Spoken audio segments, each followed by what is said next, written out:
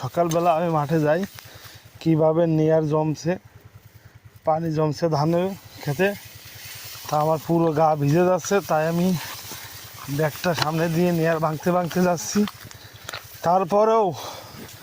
তারপরেও আমি হাল ছেড়ে দেব না।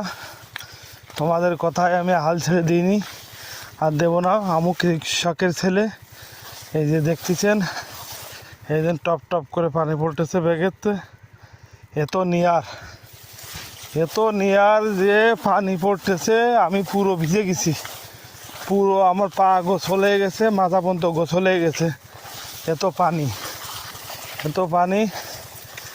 আয় হায়।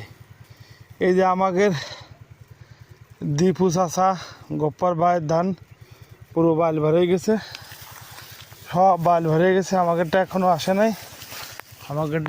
আসে নাই। কবে আসবে জানি না। আসবে সব এই মাসের ভিতর চলে আসবে। হয়তো কষ্ট কৃষকের। এত সকালবেলা সব পুরো ভিজে গেছি। আমি মেশিনের কাছাকাছি চলে আসছি। এত সকালবেলা এই দিন পুরো ভিজে গেছি। এই যে ব্যাগ দিয়েও পানি পড়ছে। পুরো ভিজে গেছি, মেশিন কাছে চলে আসছি। আল্লাহ ভরসা।